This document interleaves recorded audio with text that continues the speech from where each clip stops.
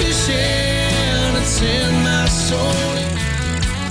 Welcome to the Salt Strong Podcast, disrupting fishing entertainment as you know it. Prepare to laugh. Prepare to get to know fishing legends in a whole new and unfiltered way. And on occasion, you might even learn a thing or two about fishing. Here's your host, Joe Simons. Like diamonds. Why we rejected $150,000, pretty much free money from the government. Hi, everyone. I am Joe Simons, one of the co-founders here at Salt Strong. Welcome to another Unchurched. In this episode, we are going to be talking about, I believe, an issue that many small businesses are facing. I know for a fact many have taken advantage of this. You probably know for a fact and probably know people or companies, large and small, that have taken advantage of this, essentially free money that is going, out to small businesses and large businesses from the U.S. Small Business Administration. And this was really a tough decision for me on a couple of levels, and I'm just going to get very real with you guys and tell you why. And so let me just back up to what happened if you aren't familiar. This whole coronavirus thing hit, got real serious in March, and then, by April, there was already a stimulus package for small businesses that needed help. But here's where there's a really gray area, and I'm talking super gray. When the government came out with this, it was very fast. And they couldn't discriminate and say, oh, just because you happen to have a good business and you happen to, be having a good year, that, you can't have access to any of this stuff. So they really opened it up for everyone. Yes, you still had to apply, but at the end of the day, pretty much any company that just filled the paperwork out correctly, regardless of even if they had $1 billion in cash, they could still get access to this loan money.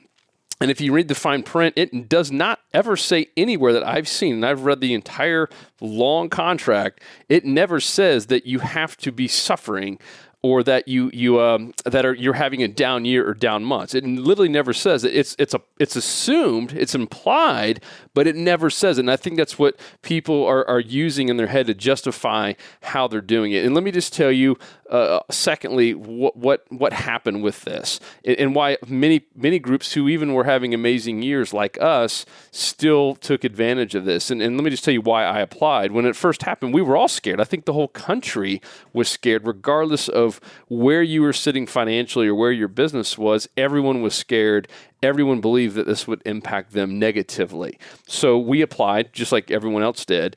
And we applied for both. There was up to $10,000, and we got zero, by the way, of that, thanks to our lovely bank, Wells Fargo, who essentially pocketed the money of their biggest accounts, which is what I've heard, and I guess that makes sense. Equitable, not equal. I get it. I'm not mad about that. And I actually think it's kind of cool that we can say we took no money, not even that free forgivable loan that was, or forgivable just money that was given out up to $10,000. So we got zero of that. Now, the other loan that we applied for where we are in our business was $150,000, and we got approved for it, which was pretty cool. I was like, awesome. We now have $150,000 at our fingertips, and I filled out the entire thing, all the way down to where I have to sign electronically to get that money sent over to us.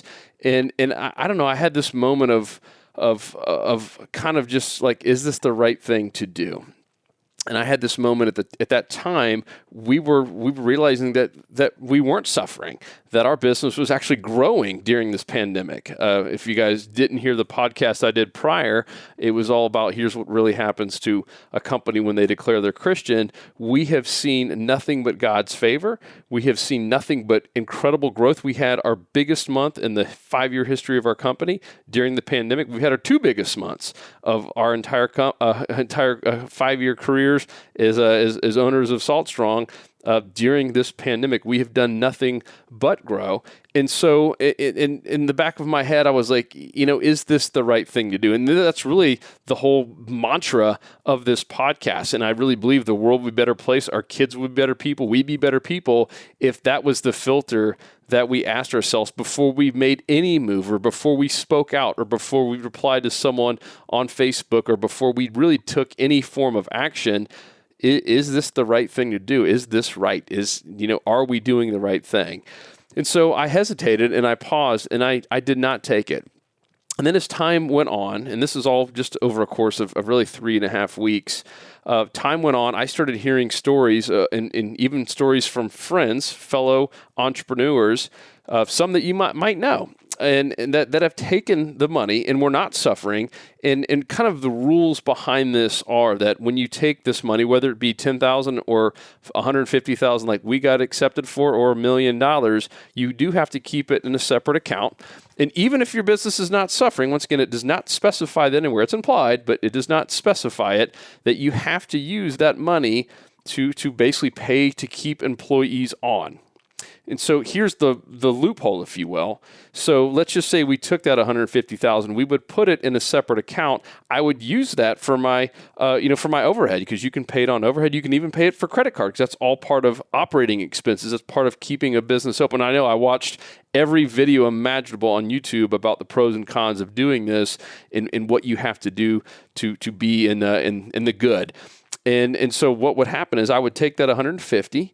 And once this is what many small business owners did, put it into a separate account, and then started using that to pay their employees. So now with their real account, the normal operating cash flow that they have in their normal account, they're now not having to pay their employees. So they're actually growing now, because one of the caveats was you couldn't use this loan money to grow your company, but you could use the money that you weren't using to have to pay your credit cards and stuff to grow your company, right? There's nothing against that. I mean, the government still wants companies to grow, but I just struggle with that, because I kept hearing so many people doing this, and I felt left out, and I felt like, man, why can't I do that? Even though I knew deep down it wasn't right, but I was just like, everyone hates to be left out. Even if there was 100 of you, and there was 100 $1,000 bills just, all over the place, and it was literally just theft, but everyone's doing it, and you're watching every one of them get away with it. Deep down, you're kind of tempted. You're like, well, gosh, there's 100 of us. There's $100,000 bills out there. There's all this cash. And even though we know it would be stealing if a bank just kept its doors open and everyone else did it, and you watch them walk away and get away with it, deep down, you'd kind of be tempted. But at the same point, you would know that it wasn't the right thing to do. And that's what it came down to for me. And so I was like, you know what? I'm just going to do the right thing. I'm going to trust God. I'm going to trust that He's going to keep flooding us with favor by doing the right thing. And we're just going to go on about our business. And I'm going to ignore all these people who have taken advantage of the system. I'm going to ignore all these people who were, quite frankly, stealing. And I'm just going to keep moving forward. And then something happened. On Sunday, I'm going to read you this email, on a Sunday of all times, on June 28th at 11:59 a.m., Christina Ivy, who is the attorney advisor of the Office of Disaster Assistance, sent me an email. This is a private email, and it says, to Joe, I am working on the accounts department to follow up on loans that are still pending.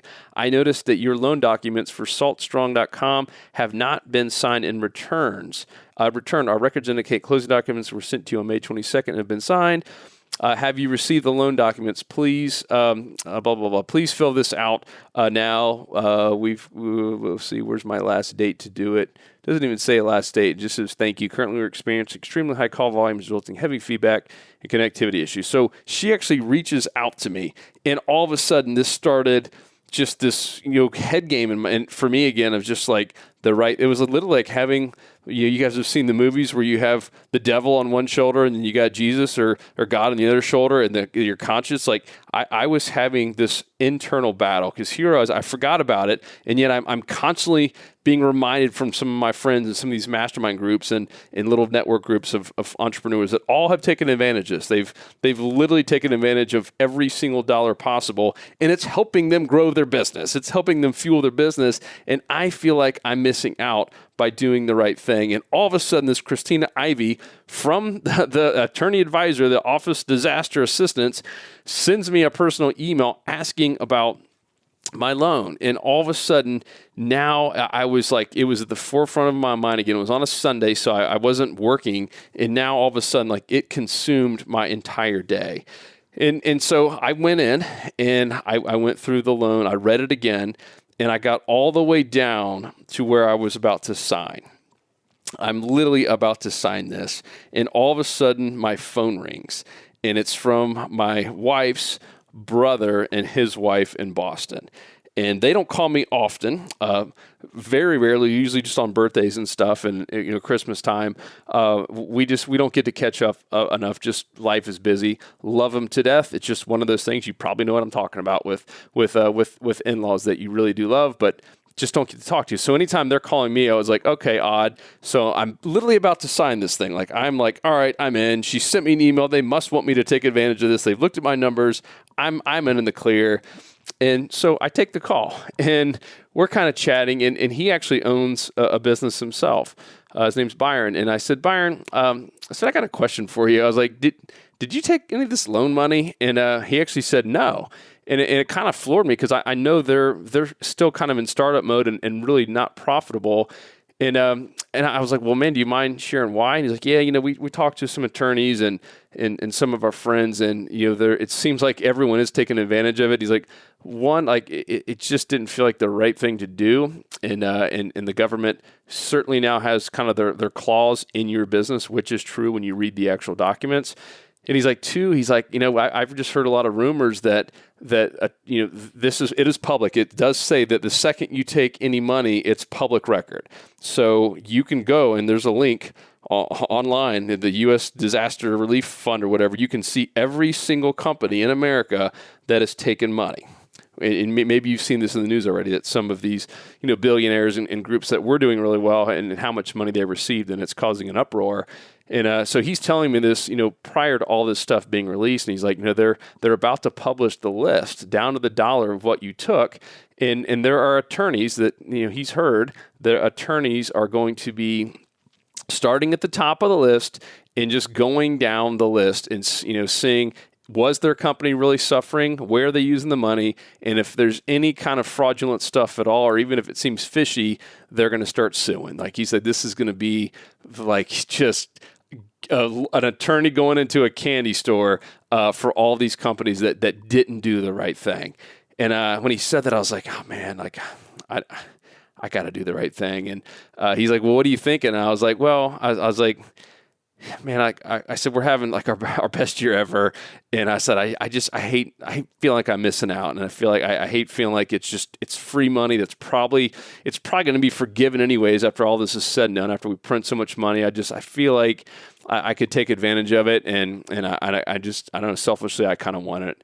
And I could, even though I couldn't see him and his wife, I could just kind of both hear them. And they're like, just, if you don't need it, just don't take it. Do the right thing.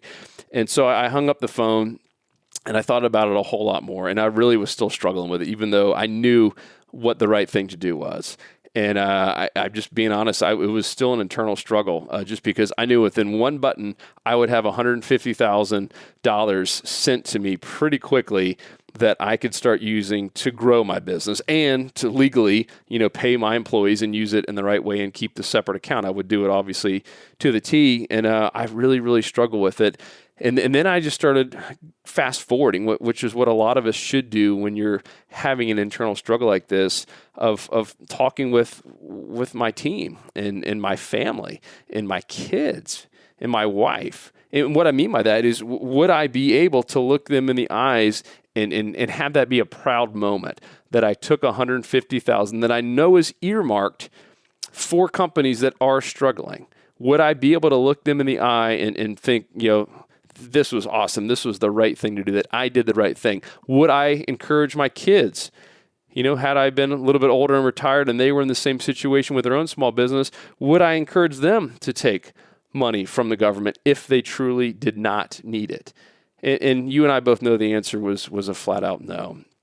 And I started just going back to my kids. I think, God puts kids in our lives for a reason. One, to help us grow and to obviously, leave a legacy and to lead a family. But two, also just to put ourselves in their shoes and to see their eyes and the questions and the innocence of a child. And I kept going back to my kids. I was like, I can't look my kids in the eye, or my wife in the eye, or even my brother, my business partner, or our team, if I took this. I would almost have to be like, hush, let's not tell anybody. And now one of the big things in our household, just because of this, is, was this the right thing? That's something that we tell our kids now. Hey, are you doing the right thing? Was that the right thing? That question is now coming up. It seems like every single day. It's just such a great filter. And here's the crazy part. So I literally X off the page. I do not sign it. 2 days later, this Christina girl sends me another email. No lie, 2 days, because I guess they can probably see who clicks on the link from their stuff, and it might have been automated at this point. It looked real, and she sends another email following up about it, and I'm like, oh my gosh. So I'm like now tempted again, and that time I just shut it down. I was like, you know what, Joe, it's not the right thing. God is going to protect us. We are just going to go full force. We are going to trust Him, and we are going to do the right thing. Okay? Shut down, forgot about it. A couple days after that is when all of a sudden that list made it out there publicly. All of a sudden, I start seeing it on Facebook. I don't watch the news, but I start seeing it on Facebook. People are posting the link of all these companies, and guess where it started? Guess where the threshold is? Maybe you already saw this.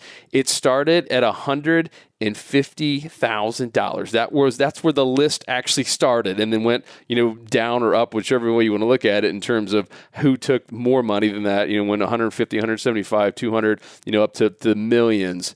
So we would have sat there and been on that list. Saltstrong.com would have been on that list right there at the top of the bottom, once again, however you look at it and however you filter the list. And I was like, thank goodness. Because here I am. I mean, just a few weeks ago, I'm talking about this is our best year ever because it's the truth. And now I'd have to all of a sudden be that guy or gal exposed out there on the internet. Like, a lot of these companies are now getting completely exposed, and there will be some massive lawsuits. There will be people that not only have to give that money back, but will be sued because of it.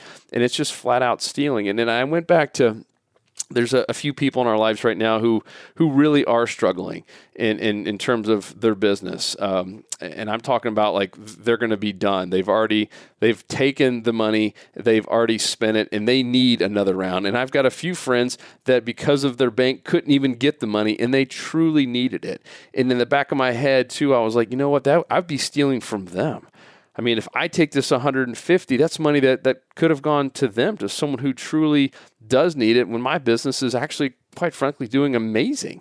We're having more growth than ever because of all the new tackle deals and all the amazing things that we're doing with our insider members. I mean, it's been wild. And of course, with just a lot of people at home and a lot of people now going into boating and fishing, our business is just absolutely booming. So I don't know. I just wanted to share all that with you. It's been on my heart. I've heard more and more people that are now taking this money that probably shouldn't be. And if it impacts one person to do the right thing, you can return it at any time with no penalties. I would encourage you to do it. But in the day, it's you, it's your conscience. I would just urge you to do the right thing. And even if you're not a small business owner, if you're working for a company, hopefully they did the right thing, and it's something that you can share with them and even your kids. I know I'm sharing the same story with my kids, who who might not understand it. Like, hey, Dad, why wouldn't you take money that's kind of free out there from the government? And there is an interest rate, but it's crazy low. And the word on the street is this is probably going to end up just getting forgiven down the road anyways, at some point in the next few years. And I want them to understand why I did that. And I want my team members and really our entire fishing audience and our Insta members to know why we did that. That we have a great company and we have a great God and we serve a great God, and we truly believe that He is going to not just protect us, but that we are going to have just an amazing, fruitful, and amazing, abundant year. And we're already seeing it. I mean, ever since I made that final decision, we have just seen nothing but great things happen. New doors have been opening, new opportunities, new people are coming into our lives that we've been praying on, and it's really, really been awesome, all because we did the right thing. So that's my message to you. I know this was a little bit of a ramble, but I wanted to share this story and really just share this struggle, because regardless if you're a small business owner or not, everyone's going to have some kind of struggle like this. Everyone's going to have that email from a Christina E. about some opportunity that in your heart, in your gut, is not right. And it's not an easy decision because you might see everyone else taking the money and not getting in trouble. You might see a lot of other people, even your friends, even people you looked up to, doing the thing that you know is not right and still getting away with it. And it's going to be very, very tempting. And I just urge you to just use that filter. Do the right thing.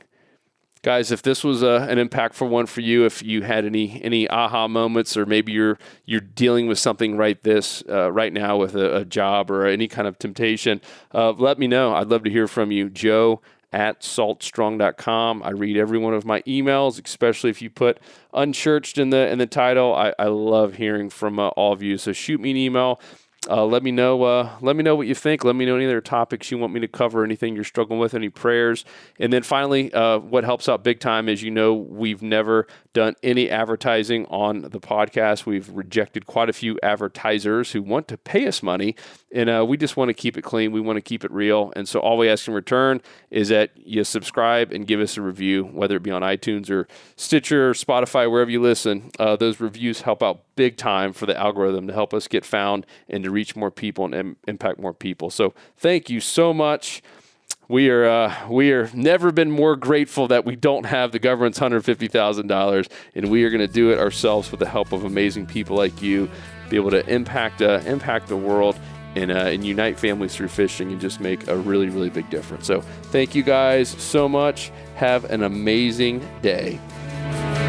'Cause fishing, it's in my soul. It was passed down to me from the days of old. To find us on the water, if there was a way.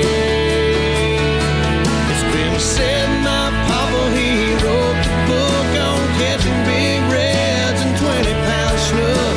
I wish I knew all the things he knew today.